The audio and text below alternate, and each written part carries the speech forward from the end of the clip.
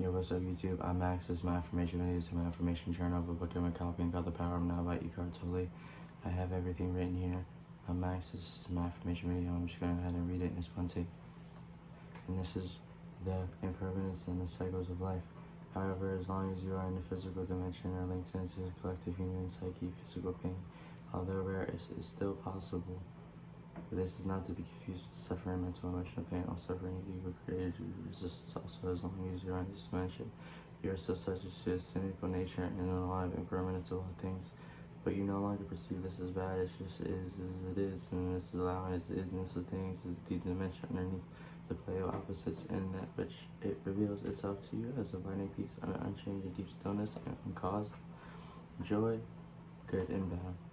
This is the joy of peace of God, and on a level of where birth and death, creation, destruction, growth, and dissolution are seemingly separate forms of reflective everywhere.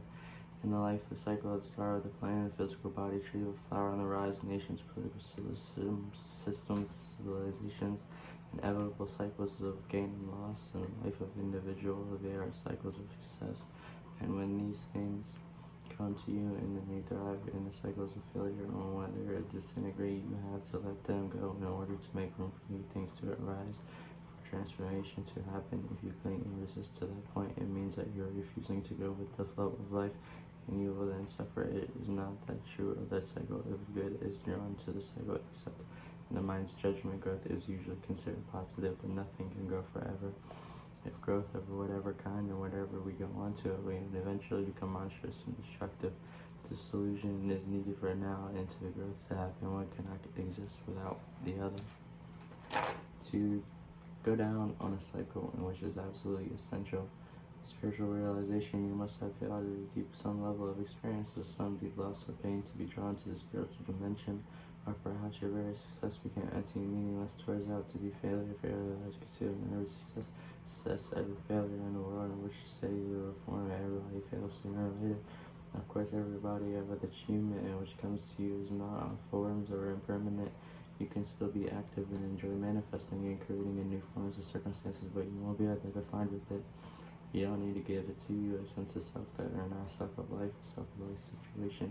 Your physical energy is also subject to cycles. It cannot always be at peak. There will be at times of low and high energy. There are periods when you're highly active and creative. There may also be times where everything seems stagnant. And it seems that you're not getting anywhere or achieving anything, and the cycle lasts for anything for a few hours or for a few years. There are large cycles and small cycles, and within the large ones, unrestors are created through fighting against cycles of low energy, which are vital for regeneration.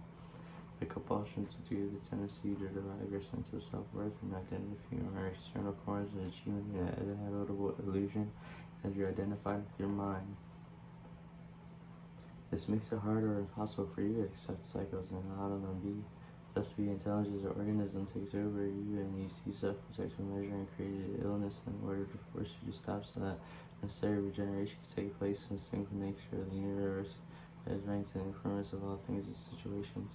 The Buddha is essential part of his teaching. All conditions are unstable and constant flux, whereas he put it, impermanence is a characteristic of every situation, whatever encounter in your life, I will change and disappear and no longer satisfy you. Impermanence is essential of Jesus' teachings. Do not lay up yourself on the treasure on earth, where moth and rust consume, and where the thieves break in and steal. As long as the condition is judged good by your mind, whether it be in a relationship or a possession of such a role, a place of your physical body and mind attaches to itself and identifies with it, you will be happy, makes you feel good about yourself, and it may be a part of who you are and you think you are, but nothing lasts in the dimension where your mind and rest consume, in which other ends and changes must undergo a polarity shift. Some condition that was good yesterday, or at least yesteryear, has suddenly graduated to turn bad.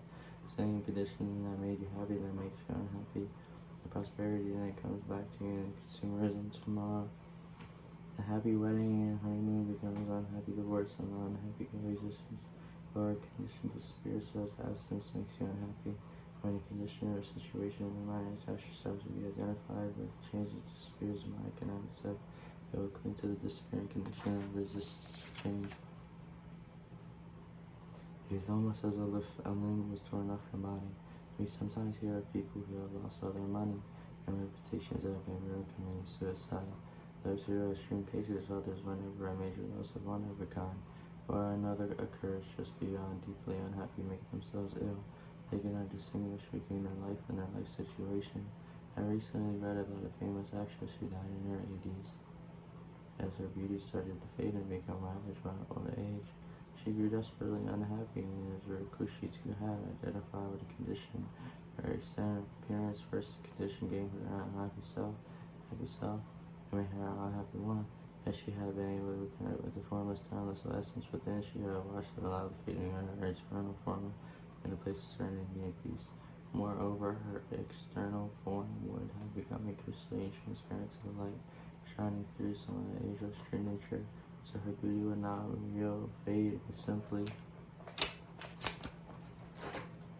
become transformed. It's spiritual beauty, however, nobody told her this, and this is possible, most essential kind of knowledge. Isn't that yet widely accessible? The Buddha taught that even your happiness is a place of meaning or suffering or satisfactoriness. It is inseparable from its opposite. This means your happiness and unhappiness are in fact one. Only the illusion of time that separates them is not being negative. It is simply recognizing the nature of things so that down and pursue of illusion the rest of your life. Nor is it saying that you should no longer appreciate pleasant or beautiful things or conditions, but see something through that you cannot give, an identity, a sense of permanency, of fulfillment as a recipe for frustration or suffering. The whole advertising industry and consumer society would collapse if people became enlightened and no longer sought to find their identity through things. The more you seek happiness in this way, the more it will elude you, and nothing out there will satisfy you except for temporarily, superficially, but you may need to experience many disillusionments before you realize that truth. Things and conditions can give you pleasure, but they will also realize to give you pain. Things and conditions can give you pleasure, but you're not giving you joy. Nothing can give you joy. Joy is uncaused and arises from within. The joy of being is an essential part of the inner state of peace, and this state has been called for peace of God. It is your natural state, nothing that seems nothing in the word for you struggle to attain.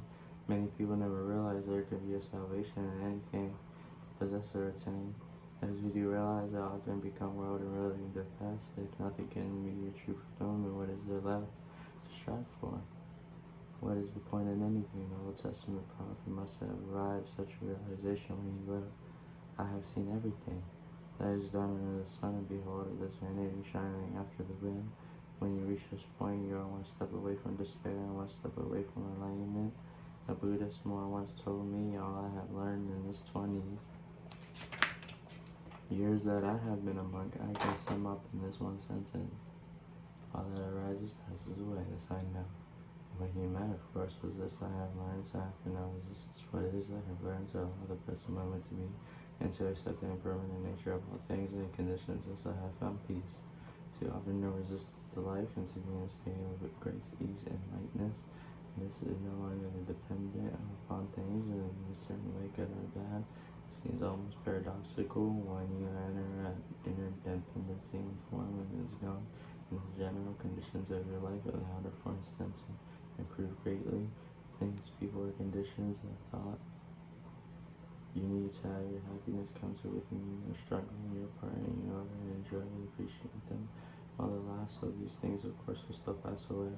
Cycles will come and go, but this dependency gone is no fear of loss anymore. The life flows with ease, and happiness that is derived from some secondary sources, never very deep. It is only a pale reflection of the joy of being. The vibrant peace that find within as you enter the state of no resistance. Being takes you beyond the polarity of the mind and frees you from dependency of form.